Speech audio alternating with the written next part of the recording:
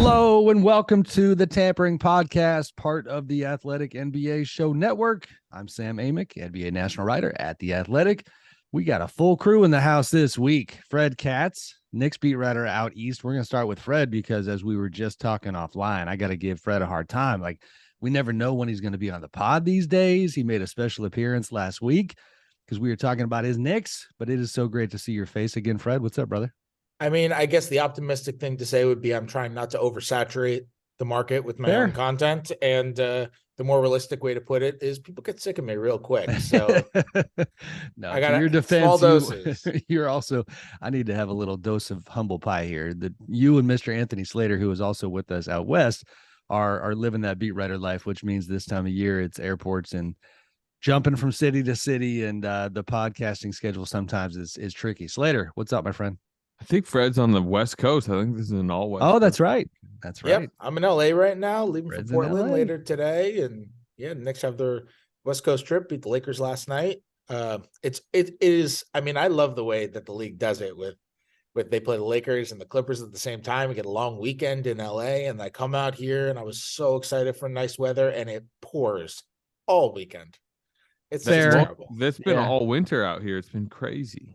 It has. In fact, I was telling our Mr. Producer, Dave DeFore, before we jumped on, I got the family on spring break this week. It does not feel like spring break. You know, we got torrential downpours, but enough of the Weather Channel on this week's Tampering. Gentlemen, and I feel like I might have used this joke before, and it's a very old man joke, but we need some share music now. You know, do you believe in life after love? The word believe is kind of the central theme of this week's pod because we don't know who we believe when it comes to the contenders in this association. Last week, I think the last 2 weeks, we did a lot of handicapping the home stretch, but, you know, highlighting the playoff race, but mostly the back end of it and all the chaos in the West and the jam-packed standings. We are going to shift gears this week and try to unpack the contenders or figure out, you know, who is a contender and who's not. And I mean, you know, honestly, guys, as long as I've done this, I feel like maybe recency bias, but I don't remember it being like this, where even the teams at the top, you know, I don't know if you want to start East or West, but if you look at a Denver, which has now lost 3 games in a row, and even before that, even with the massive gap they had on the rest of the field in the West, they were having a hard time, if we're being honest, just really convincing people that they were bound for the NBA finals. You know, out East, you had, you know, big time teams, proven teams like the Milwaukee Bucks, only 1 year removed from their title, you know, but a little bit of a logjam at the top. What do you guys think in general terms about, you know, the elite status or the elite level of the league this year? I mean, I would say, you say we're not sure about the contenders, and I think that's generally true. And I think the Bucks are the exception. I feel really good about the Bucks. You know, at the beginning of the year, can't even beat the Warriors, Slater. You know, without Giannis, just minor footnote. I'm trolling. At the beginning of the year, they were really struggling offensively.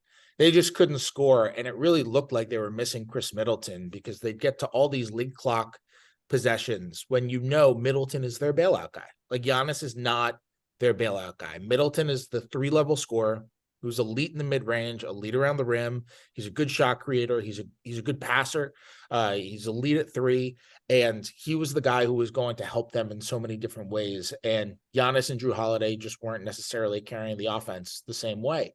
You know, Giannis's shot selection really changed. He was taking a lot more from the mid-range, and that offense bogged down to the bottom 10. And during this run, where they're 21-3 over their last 24 games, and they have the best record in the league, and they have the best net rating in the league, and they have the best defense in the league. They have the 7th best offense in the league. Middleton is back. He's not even playing that great yet. He's not even shooting that great. You know, over this run, every player in their rotation, including Giannis, is shooting better than 35% from 3, except for Chris Middleton. Right. But I mean, you do talk about the Bucks with some assurity, and I would agree. Like, I guess if we landscape the league, that would be the team I'd feel most comfortable about. But do you feel comfortable Chris Middleton is going to be Chris Middleton in the playoffs? Well, before Fred answers, let me add context that Slater, I'm sure, just thought of. In the Warriors game that we both attended the other night, you talk about a strange oddity. Chris Middleton does not start the overtime period.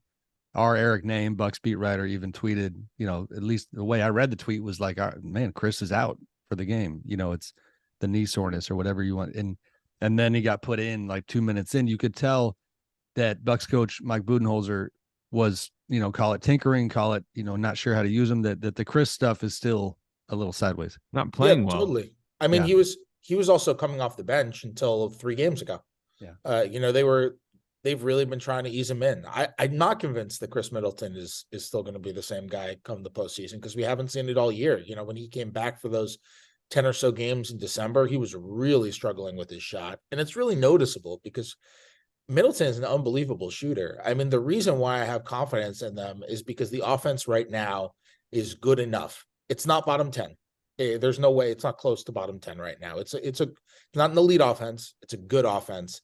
And it is so by far the best defense in the league right now. I mean, they have 3 guys in Giannis, Brook Lopez, and Drew Holiday who have a legitimate chance at first team all defense. When those 3 are on the floor, they just clean up, they rake. And for what it's worth, in the small amount of time that Giannis, Drew, Brook, and Middleton have been on the court together, those guys all have incredible chemistry together and have played together for a really long time. In the small amount of time those guys have been together, the Bucks have absolutely demolished teams. Just because those guys know how to play together. The defense has been fantastic. The offense has been fantastic. I think they're the favorites right now. They're just playing such great basketball, and it doesn't look like they're hot. It just looks like they're really good. They're honestly confusing to me. I don't think I disagree with you, but again, just saw him Saturday. Actually going to see him again tonight. They're in Sacramento. Finals preview maybe tonight. We're going to get to them Beam Team Kings a little bit later. I actually wrote about Mike Brown today. Slater wrote about De'Aaron Fox the other day. We got 2 Kings beat writers on the pod, apparently. The Bucks confuse me, and we're not going to talk MVP this week. We decided maybe next week, but they confuse me because Giannis is having an incredible year, an MVP caliber year. But you also see, and I hadn't read it yet, but you see some analysis that, that indicates that it's perhaps not Giannis's best year when it comes to the efficiency side of things. Kevin Pelton from ESPN wrote something the other day about that. And so it's like, all right, it's not just as simple as Giannis carrying, the whole operation. You talked about, their defensive depth, Fred, and that's a massive part of it, but Middleton being down, I mean, they obviously they're a deep squad, and Drew Holiday is doing special things. But I still am a little confused about their dominance in light of some of the, vulnerabilities, I guess you'll say, that we also see at the same time. Yeah, I mean, I think that's fair. Giannis's efficiency numbers aren't as good as they were the last few years, and that's kind of been a thing all year, and that's in part because of the shot selection. For the record, I don't think I care, but yeah, go ahead. Yeah, I mean, that's in part because of the shot selection I was referencing earlier.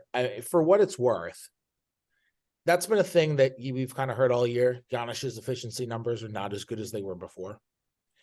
Giannis had like the best efficiency numbers. So Right. you're comparing his Facts. efficiency numbers to top of the line elite efficiency numbers. It's not like he's been inefficient. He has a 56% effective field goal percentage. That's really good. And then Right. you factor it into with his usage, his efficiency is still top of the line fantastic. It's just not where he was last year and the year before. And it's because he's taking more jumpers this year. Because he's not a lower percentage of his baskets are assisted this year. He's just taking a different kind of shots. It's different kinds of shots because of the personnel they have and because of the way they're playing. I have absolutely no concern. I have less concern about Giannis than I do about any other player in the NBA. Yeah, it's not even concerned. I actually talked to him the other day. Later in the week, I'll have an unplugged conversation with Giannis, breaking down the big picture of the Bucks. And in that conversation, had openly and kind of shamelessly shared with him that as we analyze MVP, and I'm keep teasing like I'm going that direction. I'm not, but like I can't ever get it out of my head, nor can anybody who watched that 2 years ago, what he did in the finals, and that was a carrying his team to a championship type performance. Like that context of who he is and the fact that he has continued to push, continue to get better should not be forgotten. I mean, as far as we unpack contenders and elite teams and who do we believe in, Fred, I think what you basically said is you believe in the Bucks. And I think I'm there with you. in the interest of making sure we get through everything today, because we are a little bit limited on time, let's move on to another squad in the East, unless you guys object. I would love to talk about the good old Philly 76ers. They've Skipping won. over the Celtics, huh? No, I'm not skipping over. We're not doing standings. The Celtics to me are we know what they are. They've lost 4 out of 7. We can hit on that in just a second. But I think in general, they're a known commodity that is, taking a little step back recently. But Philly, as far as intrigue and compelling and fascinating teams, is, I think, worthy of at least having, the second spot in this week's pod. They've won 5 in a row. And, it's funny, as I tried to break down some of the numbers with these elite teams, the wild part is you can look at almost every teams in that grouping. You can look at almost every one of their schedules and say, all right, if we frame the season from this point on the calendar where they stopped scuffling and then look at the data, they look like the NBA's best team. And so to that point with Philly, if you go back to their 12-12 start, and I kind of forgot that they went through this. They have training camp where NBA TV features James Harden talking to Doc Rivers as they discuss and analyze how they're going to function as a team, and really, really transparent perspective and commentary from Doc about how the big fella Joel Embiid's got to eat first, and then James got to work from there. And so you're kind of wondering how it's going to work. Then they come out of the gates, really cold, and they're 12-12 to start the season. There was even like a little bit of mild, Doc Rivers hot seat conversation happening at that time. Now, since then, they're 33-10 with a league best 5.8 net rating. During that time, Denver is second. The Cavs are third during that time. Embiid, this is during that stretch, post 12-12, 34.1 points a game on 55, 39, 86 splits, 10.2 rebounds, 3.8 assists, 1.6 blocks. Interestingly, with Joel as the anchor of your defense, and as dominant as he is, during that stretch, they're 13th in defensive rating. The offense is second. How are you guys seeing Philly when it comes to the big picture? I mean, their starters are blowing teams out of the water. I mean, that's really what it's coming down to. That first unit has been really, really good. And if they are going to win multiple playoff series, it's going to be because those guys just are too much for anybody else to handle. I think Harden has kind of been really overlooked in their success. 100%. People talk so much about Embiid, and deservedly so. He's unbelievable. And people kind of talk about Harden like he's, I don't know, just kind of the way that he's fallen off. People talk about him like he's not good anymore. That dude is one of the most spectacular passers in the league. And when they have their starters on the floor, their offense just hums. They are extremely difficult to guard. They obviously get to the free throw line all the time with, but Harden doesn't play the same way that he did in Houston. Like, he's not just foul baiting all the time. So much of their offensive success has to do with the fact that he is so good at getting to the middle and creating threes or creating dunks. And he's just tremendously important for how great their offense has been.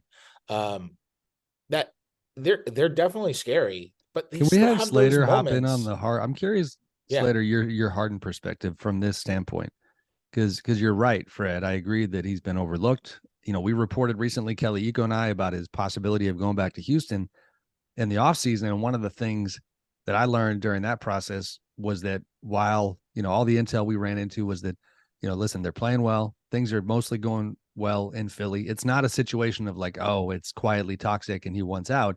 But there are things that I do think are part of James Harden's free agency calculus. And one of them is, damn, I can't even get on the All-Star team playing like this. I'm leading the league in assists. And there was, I think, that type of a sense. And so, Slater, the point of throwing it to you, I think, is that you covered James Harden at his peak in all those Warriors-Rockets playoff series. Thought you were going back to the Thunder for a second there. Yeah, no, not that far. But like that, if you're James Harden, and if you're only, and this is not the case, if your only priority is to get individual acclaim for your talents, he got that in Houston. He got plenty of criticism, but he had the spotlight all the time. What are your observations on the way that he has gone from being that guy who's almost, Luka now is doing what James used to do, to this guy who is pass first, still scoring the heck out of the ball. I mean, shooting plus 40% from three, playing his ass off, but not really getting the love.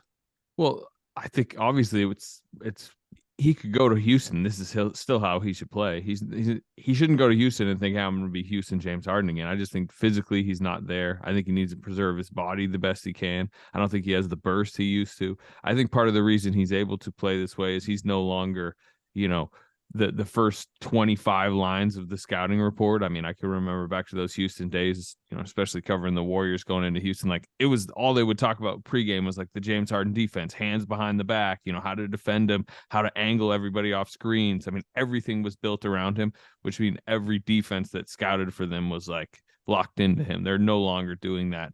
As far as why the conversation, yeah, I think he has had an underrated season. I will agree with you guys. But also part of that, he's flirting with the Houston Rockets as they're trying to climb up the East standings. Like, clearly that's happening. So that's kind of lived as somewhat of the conversation around him. That might be part of it. And also he plays with a not even just a dominant player, a dominant personality who I think the 12-12 start killed him, to be honest. Now that we're looking at it, Tyrese Halliburton comes out the gate. Like, if you're looking at all-stars, Halliburton and what he did early on this season is what kind of, early on secured his all-star spot. You know what else, Sam? You know how like these organizations have very targeted push for stuff. Like the Kings, for example, how hard did they push Fox and Sabonis as all-stars this season? That was like such shout out Mark Jones, first name De'Aaron, last name all-star. Yeah. And you could tell every time Mike Brown comes in the room, if he mentions them, he's like, are all-stars, remember? Now he's saying all NBA. He's trying to say that. Right. But never enough. Daryl Morey runs a lot of the Sixers public push, right?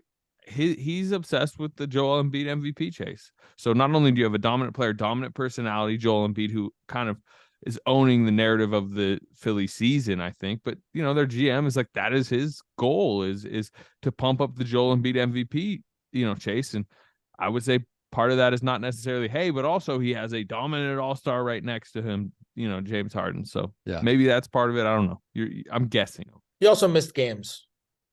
Yeah, that's true. He had missed like 16 or 18 games at the time of the All-Star break, which is he came a lot on at that point of the season.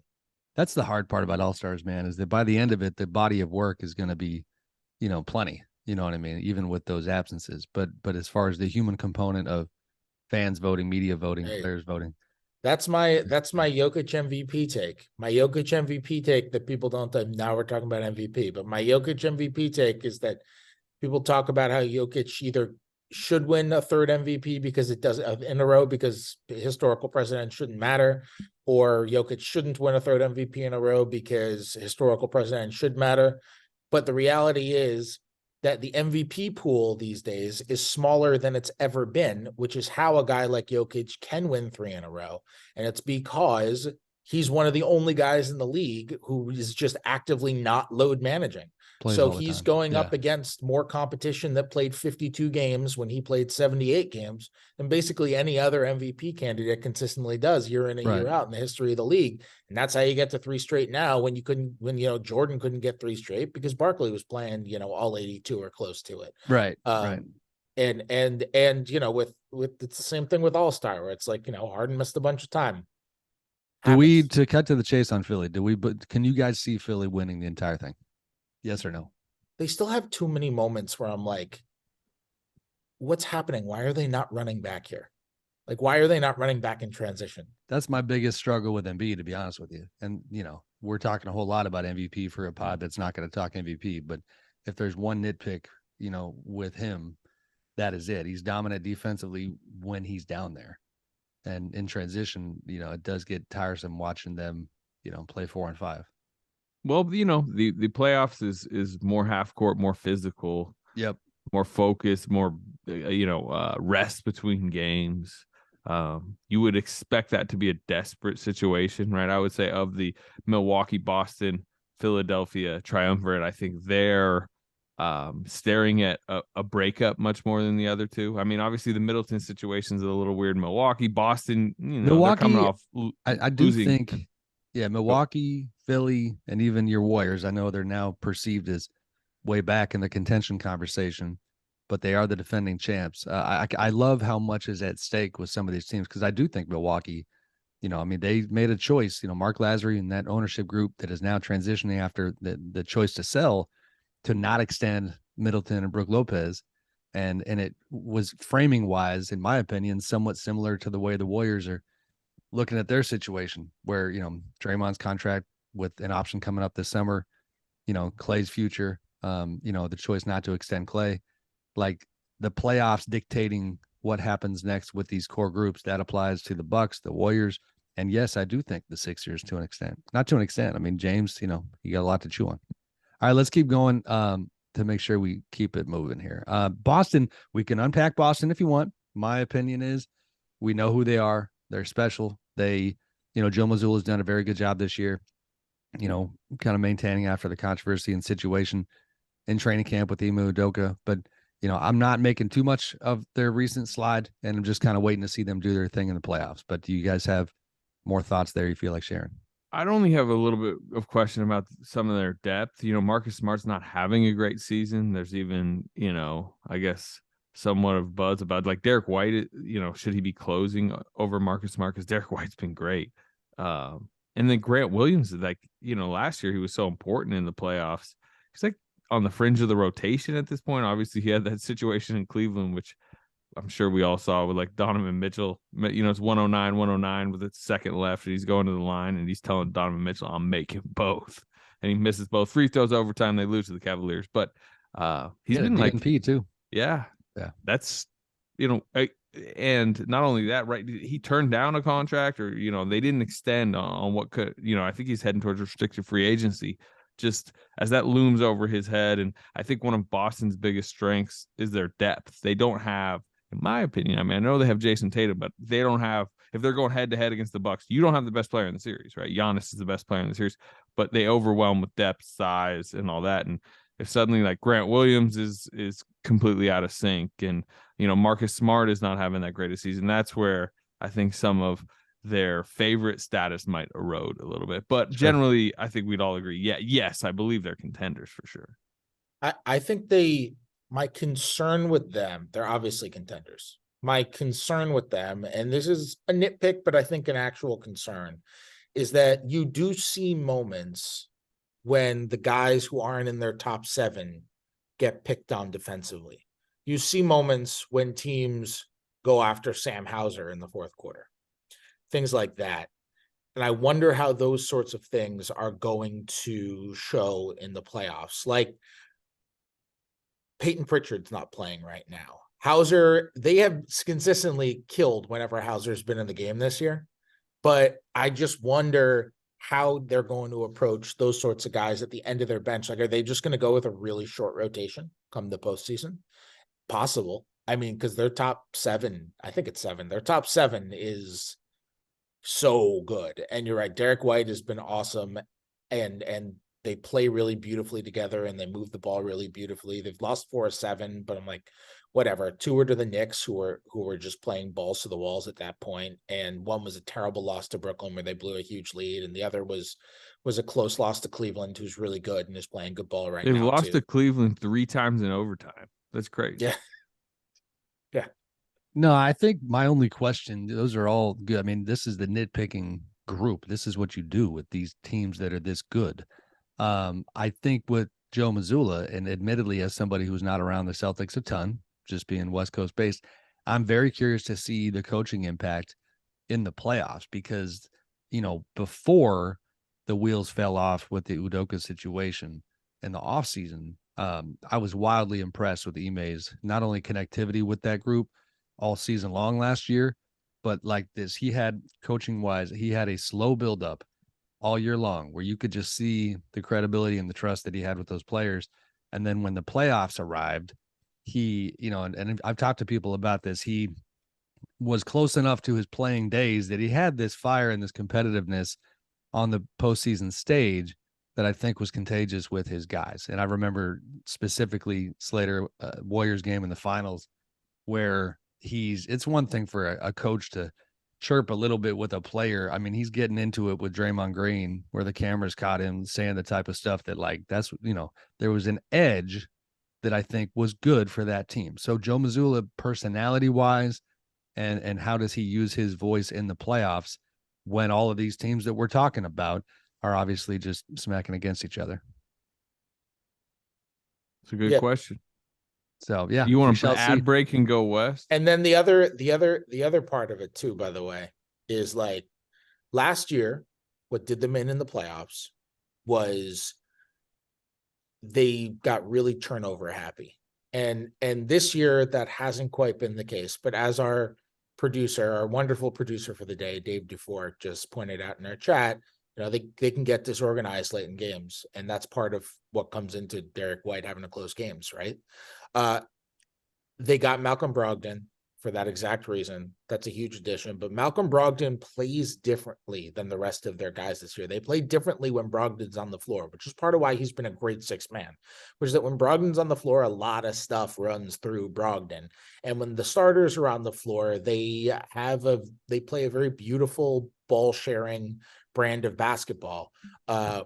If Smart is closing games at the point, I wonder, you get into high stress situations in a playoff series, late in games, that kind of stuff. Like, are those turnover issues going to come back? They've actually been really good not turning it over in transition this year, or in clutch time this year. They have one of the lowest turnover rates in clutch time this season, and they've been really good on that front. And they've been really good in close games and closing out close games and all those sorts of things. But it's just the thing to look for. I mean, if we're talking about like as a contender, when you're in the Eastern Conference Finals and that incredible Bucks defense is swarming you, are Tatum and Brown going to be able to run things so that ball control is really top of the line? No doubt. All right, to give the Cavs their quick flowers, because they're a contender. I don't necessarily see them getting to the mountaintop, but they've won 4 out of 5. Recently, and since we're given the positive stats and in terms of the framing, since with teams after they struggled, when they started 8-6 or since then, Cavs are 35-21 with a league best net rating 5.7. So again, you can look at a lot of these teams and say, damn, they've been the best squad in the league for this amount of time. On the other side of the ad break, we're going to jump to the West. We got a lot to get into there. Injuries galore, post-trade deadline integrations galore with star players. We will be right back. Today's show is brought to you by Indochino. Visit Indochino.com and use the promo code AthleticCBB to get 10% off any purchase of $399 or more. Wedding planning is intimidating, but finding the perfect suit just shouldn't be. Indochino makes it easy to get a fully customizable suit right from home. I personally got some custom tailored shirts from Indochino recently, and they fit me perfectly. They become my go-to button-up. It's hard to find off-the-rack clothes when you have broad shoulders and long arms, guys. Well, Indochino will let you decide the suit you've always wanted to have and fine-tune every single detail. From lapels to linings, monograms to pocket flaps, you can get whatever you want at Indochino with suits starting at just $499 and fitted shirts at $89. It's bespoke without the premium price tag. You just set up your measurement profile on their website, choose the fabrics and customizations that you want, and then you get them delivered right to your door. When planning your wedding, get a suit as unique as you with Indochino. Go to Indochino.com and use the code AthleticCBB to get 10% off any purchase of $399 or more. That's Indochino.com, promo code AthleticCBB.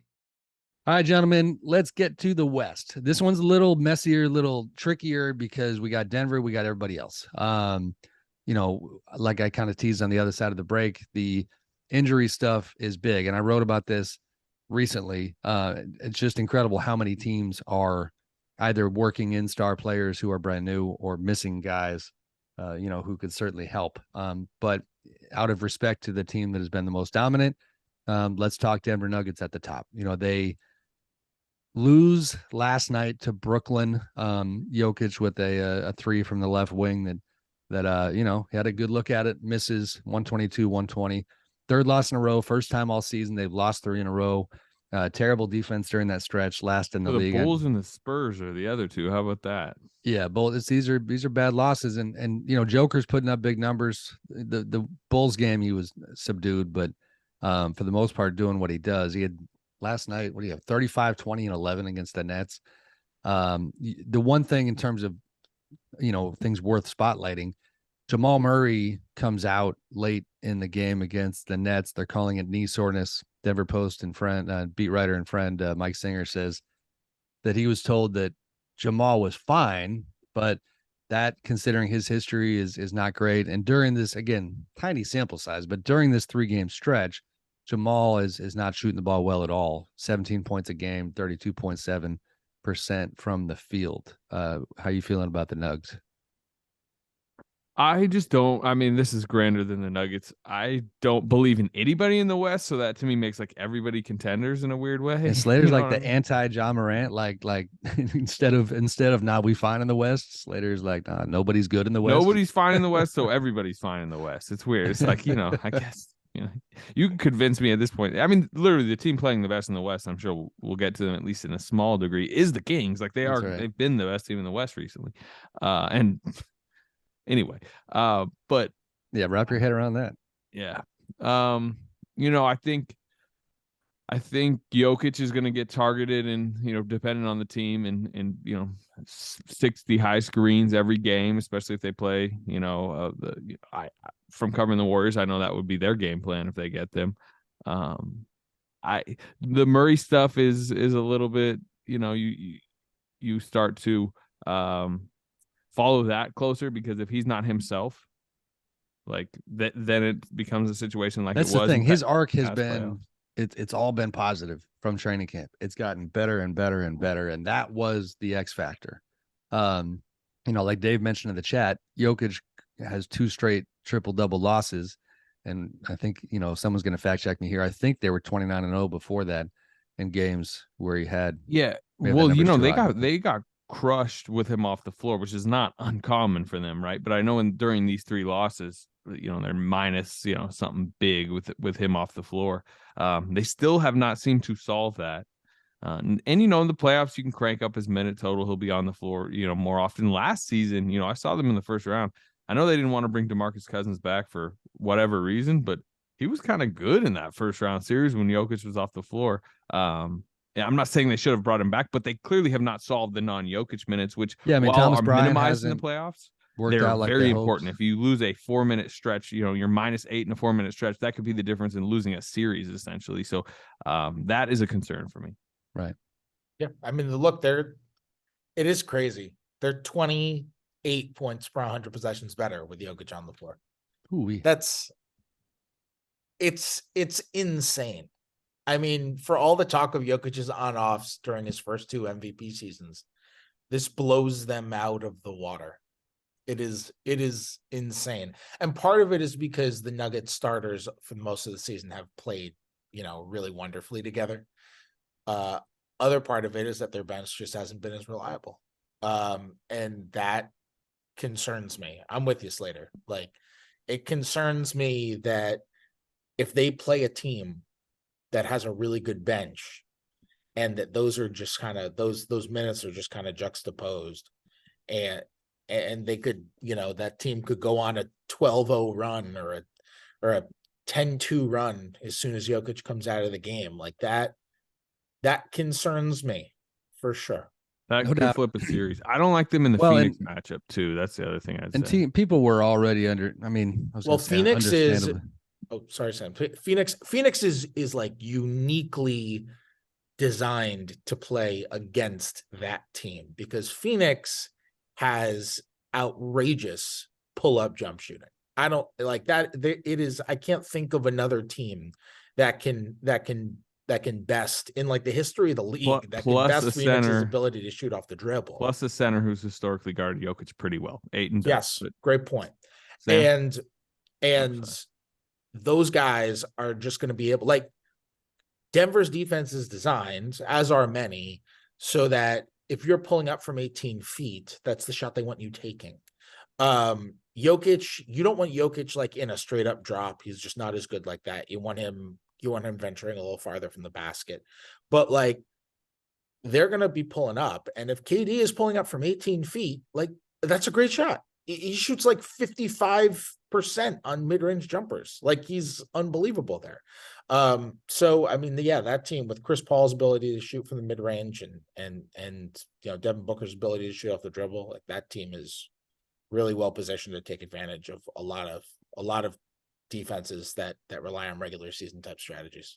Well, you might have thought we would go from Denver to those Phoenix Suns. I'm going to make an executive decision here because I can do that. It's later. You kind of teased it. Let's give the Kings their flowers, because here's the question. Like, we're talking about right now, right? We're trying to take a pulse on each team right now, and if that's the conversation, then the Kings belong in it. But within that, I think it'd be fun to throw it to you guys like this. What is the ceiling for this team? Because they are now tied, as of this recording, with Memphis for second in the West. Couple numbers on them before I throw it your way.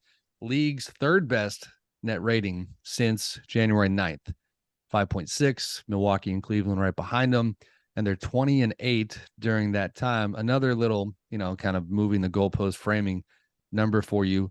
Since that 0-4 start, which it's wild to look back on that, because I remember vividly thinking, like, man, there was all this messaging in training camp about Mike Brown and the changes he was going to make. It's a new day in Sacramento. And as the guy who's been here forever, as much as I like Mike, you're thinking, oh, it's the same old story.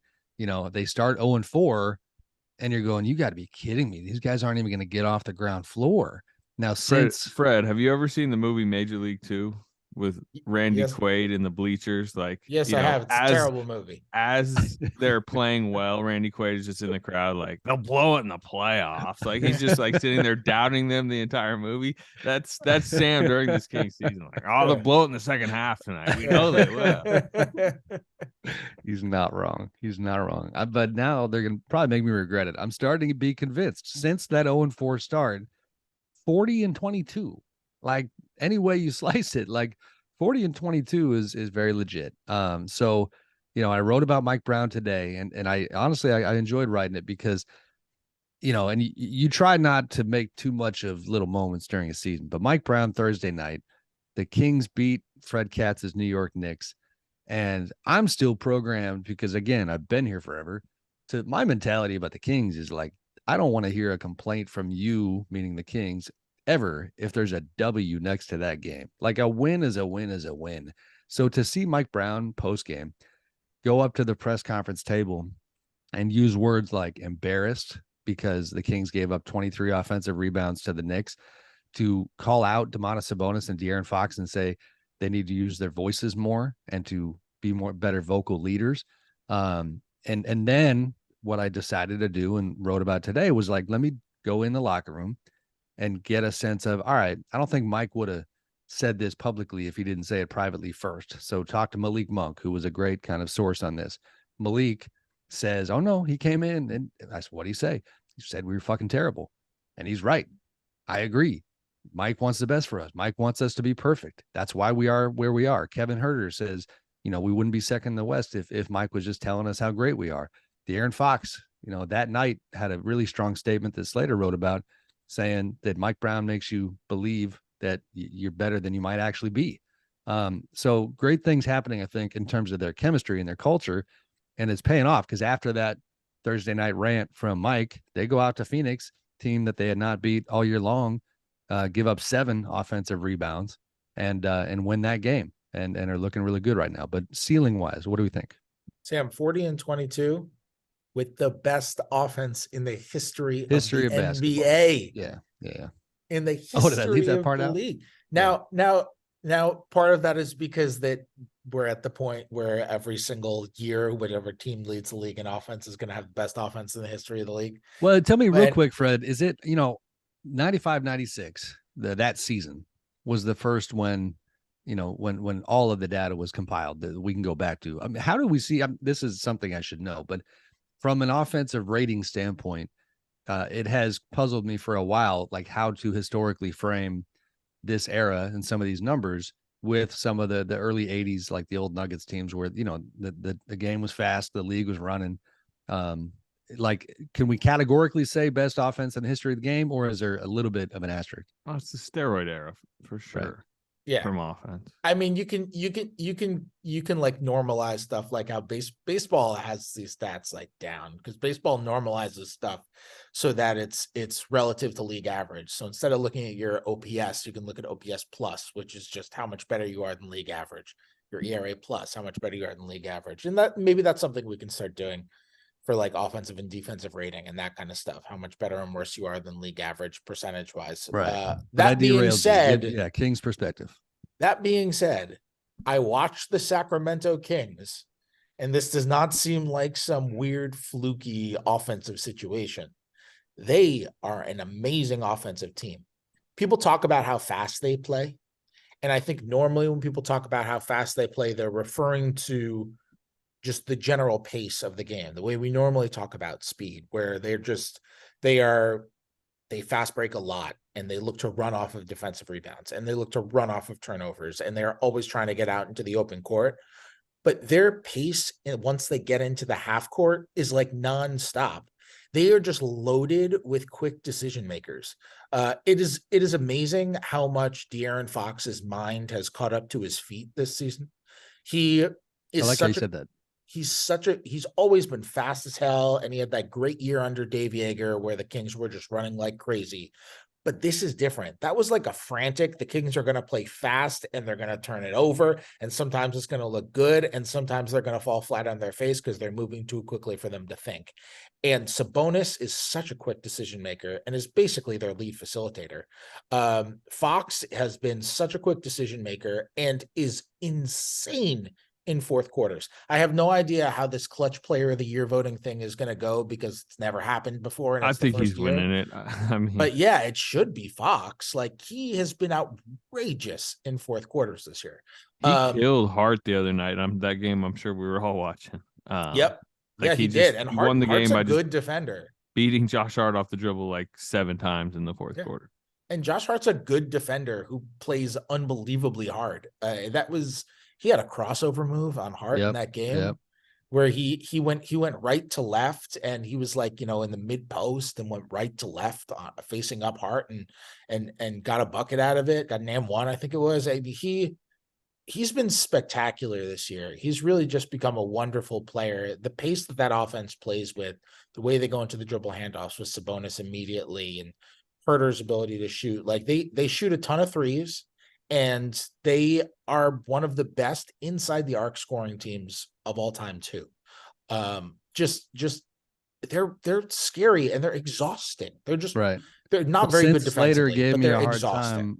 Since Slater gave me a hard time about being Debbie Downer, like I'll just find Slater. I'll flip it. I'll be Mr. Rose-colored glasses. Well, Randy Quaid at the end of the movie, like Charlie Sheen yells at him and then he's back. And by the end of the movie, I'm back. And he's a huge fan again. So go ahead by the end of the podcast. Does a world exist where, all right, they hold on to home court in the first round and they somehow survive? I mean, these are some good teams at the bottom half of the West. So that's a big if right there, but they survived the first round.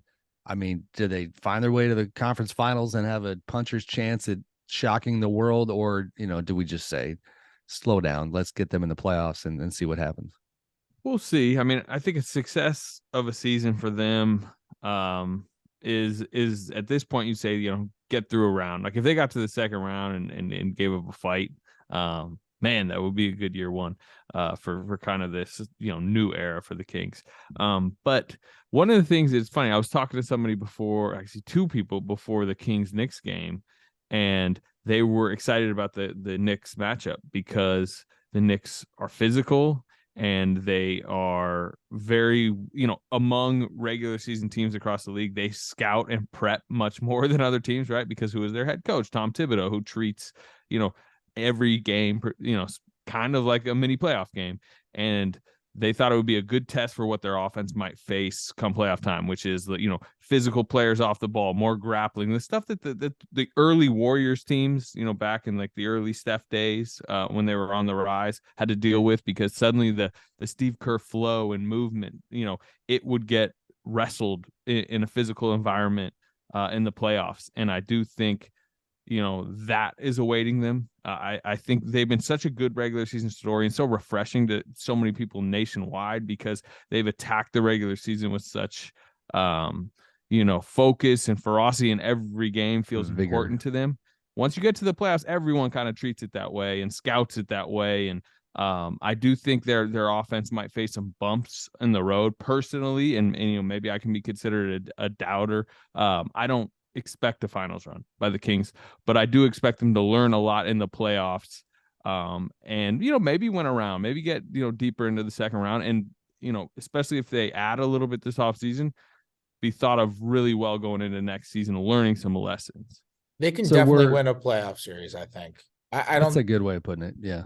I think they could definitely win a playoff series. I don't see why not. Especially also, man, Sam, I'm sure you're this way times 100. I cannot wait to see that crowd during an opening playoff series, a game one. Yeah. Oh my goodness. Because that's the best vibes team in the NBA. They're just the best vibes team in the league. All the vibes out of there are shooting with the beam up into the sky. They're just incredible vibes all around, right? I've never been a sucker for a marketing ploy ever in covering this league for almost 20 years. The beam cracks me up and honestly makes me smile every time I see the locals react to it.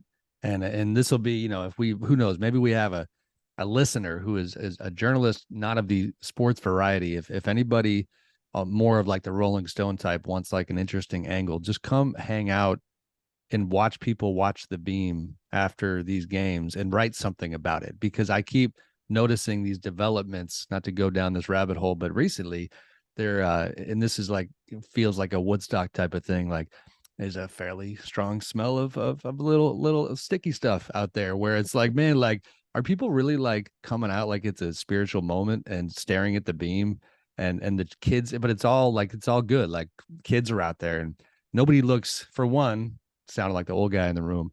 Nobody's looking at their phone. They're only using their phone to take a picture, take a video of the beam, but people are looking up. People are loving it. That part has been fun to watch. And yeah, the vibe in the playoffs is going to be wild. And as Dave says on the chat here, the Church of Malik Monk. Yeah, I'm a little uncomfortable with they have a thing they do whenever Malik hits a shot where they play like the sound of a monk chanting. I'm not sure if that's, something they should be doing. On to the Grizzlies. Hey, Sam, while we're giving out story ideas, somebody has got to track down that random Kings fan who was celebrating. They already did. Come on, Fred. Oh, the Summer League guy? Hunter Patterson it's on our website, wrote about it this Fred. week. Wow, you just got exposed. Well, wow. Shout out Hunter Patterson. Don't cut it. Yeah. Let me be humiliated. Not only did we write about it, good story about Hunter Patterson, but one of their assistant coaches, the guy who works with De'Aaron Fox, Luke Laux, after they won their 40th game on the road the other night, I saw on Twitter tweeted at the guy to DM him because he's coming to the game, which would be Monday against Milwaukee. Sam can tell us if they make a big theater out of it. Maybe the guy lights the beam if they win. Although they're now I'm getting personal agendas. Now I got to shout out my friend Michael Liang, who's just a guy I've known for years and go to lunch with often with our buddy Sean Cunningham. Michael Liang's that fan is his cousin's son, which he told me the other day. So it's kind of a very provincial moment where, yeah, he kind of represented the heartache of the Kings fans. Were like, you're just shouting for 40 wins as if it's like an NBA championship. Fred, this is small market NBA at its This is like the Knicks right with here. Bing Bong. Like this is their version of Bing Bong. All right, we got to keep it going because we are running out of time. Guys, I don't know how you want to tackle. Great story, by the way. Everyone should read it. I loved it. I personally Hunter's gonna thought love it it because great. you got a shout out. We have too much stuff on our website. This just shows how good of That's a hilarious. product The Athletic is, that you can't even read all the good stuff. Next week I'm gonna go look at Fred's story archive and just troll him and just be like, you know what somebody should write. How about this Jalen Brunson character? All right. The rest of the West, we're not going to unpack every team. I want to know who you believe in, because it's just question marks galore. And I'm cheating and looking at the story that I wrote last week about it. Okay. In Dallas, you're integrating Kyrie and Luka. Hasn't gone very well so far. Questions there. The Suns, they got 3 games with Kevin Durant. It looked fantastic and he got hurt. And now, I know the reporting has been somewhere between 2 and 3 weeks from when he had the ankle injury in his pregame routine, which was terrible, when he was about to make his home debut. Wouldn't shock me if it went a little longer than that. I know the initial reporting, it's interesting. Dwayne Rankin of the Arizona Republic had, reported on fears of a grade 2 sprain and kind of framing it like it might be farther out. So I'm curious to see how much time Kevin misses, but not a lot you can say there other than we know the Suns, they have a certain level of credibility from being in the finals a couple of years ago, and Kevin Durant's a monster. So they'll be good. The Russell Westbrook integration with the Clippers and Eric Gordon and the rest of the pieces they added. Today's show is brought to you by Morgan & Morgan. For more information, visit forthepeople.com/NBA show. Did you know that in 2020, there were over 5 million car crashes? That's over 15,000 a day, 600 an hour. Now that number is incredibly shocking, but if you were injured in an accident, wouldn't you want to be made whole? Well, if you're ever injured, you can check out Morgan & Morgan. Morgan & Morgan is America's largest injury law firm. They have over 100 offices nationwide and more than 800 lawyers. With over $15 billion recovered for clients, Morgan & Morgan has a proven track record of fighting to get you full and fair compensation. Submitting an injury claim with Morgan & Morgan is extremely easy, and it's more like using an app than hiring a lawyer. If you're ever injured in an accident, you can check out Morgan & Morgan. Their fee is free unless they win. For more information, go to forthepeople.com/NBA show or dial #law. That's #529 from your cell phone. That's forthepeople.com/NBA show or #law, #529 from your cell phone. This is a paid advertisement. Let me just get through the list here, and then you guys can, throw a dart at the board and decide where you want to go. The Lakers, looking pretty good with LeBron James out and their new pieces. Sure, they could be dangerous. Zion Williamson, I'm told the plan from the Pelicans standpoint, they do not consider the hamstring injury season ending and are absolutely hoping that, that he's a game changer once they get to the playoffs. Oh, by the way, if they get to the playoffs. Minnesota waiting on Karl Anthony Towns. Slater's Warriors waiting on Andrew Wiggins. That is a long list. Where do your minds go? Wait, Sam, can I just say one thing? Yes, please. You named every team up until the 12th seed except for Memphis. one. No, actually, I guess except John for Morant, two. Because I was going to say except for one, which is currently in the play-in tournament at the moment, I believe, based on tiebreakers. The Oklahoma City Thunder. Oh Lord, I'm so sorry. 10th right now. Matt Templeton's coming for me. And I just feel like we need to acknowledge that the Oklahoma City Thunder are 10th, not because I don't even think they're going to end up making it into the play-in tournament, and not just because they're not going to win in the play-in tournament. That's the thing. We actually don't have to acknowledge them because the topic is who do you believe? Yeah, in? we're talking about contenders. They personally Stop don't trying to believe score they're points with title your Thunder buddies. No. Here's what I'm saying. I believe in the 2024 Oklahoma City Thunder. All right, as what? I'm not sure yet, but that team is ready to be all good. Right, that's next week's pod. We're running, the clock is ticking here. I got a Bucks shoot around to get to. Who of that group jumps out at you and says, "Yep, they could win the whole entire thing"? Phoenix. No one. Yeah, Phoenix, I'd say is the favorite. I would label them as the favorite. Are you saying Phoenix is a no one, or are you saying Phoenix is one? No, I'm saying Phoenix and then kind of no one. And then because no one. I just have serious doubts about it. Like, I mean, even with what Phoenix, if Ja comes? We don't know Ja's status. I mean, there's everyone's got the asterisk where it's like Phoenix, but only if Kevin Durant is healthy, and Memphis, but only if Ja is back and they kind of clean up all their stuff. And obviously they have some other issues too, because Steven Adams is hurt now, and he's very important to their identity, their offensive rebounding, their defense. I don't believe in Memphis regardless. I think they're thinner than they were last season. They traded away Melton. They lose Kyle Anderson. They lose Tyler Williams Clark. was supposed to make a second-year leap. He's been worse in year two. The Ja Morant situation, sure, we might physically see Ja Morant on a court again, but it's a little bit of how I feel about the Andrew Wiggins situation with the Warriors. Andrew Wiggins was awesome during the playoffs last year, like high level, best we've ever seen Andrew Wiggins. Even if he comes back and returns to the Warriors, which is a big if, as Steve Kerr said the other day. He's like, do we think he'll be that version of Andrew Wiggins? Just like I kind of doubt a great elite version of Ja Morant for a 2-month stretch is coming. So I doubt Memphis. For all those reasons, I don't doubt Phoenix. I'm with you. losing Brandon Clark is really, really big for Memphis. Like that's like really, really big because Yeah, they there's need some to numbers. have, I mean, Clark is now done for a while. He's got the Achilles injury and he's out for the year, obviously. And they need him to be able to go small in moments in the playoffs and not feel small. You know, he can guard away from the perimeter. He's a really excellent offensive rebounder, especially for his size. He's a great rim diver. He's got that really good floater. Like he is really, really important for them and was really important for them in the playoffs last year. Like he is playoff proven on both sides of the ball. And not being able to have him takes away an element of their team, which is really important, which is the ability to go small without feeling small. And it's just, especially on the defensive end, that was a really big loss for them and something that really, really concerned me. He's an important player and just had another good year for them. One of the best backup big men in the league.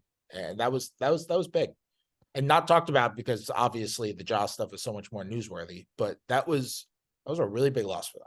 Guys, I've never pulled this move, but I have to bounce. But you're welcome to keep unpacking the West. Should we call it here? Do you all want to keep going? What do you want? I'm fine calling it. I mean, unless anybody has anything specific to say about anybody else. No belief in the West except for Phoenix, says Fred. Which honestly does open the table for a belief for everyone, right? At this point, Yes. like. There's Totally. like There you go. teams This is like, full circle. You just pulled your Randy Quaid moment at the end. We say everybody's got a shot. You know what? I do somewhat believe in Golden State.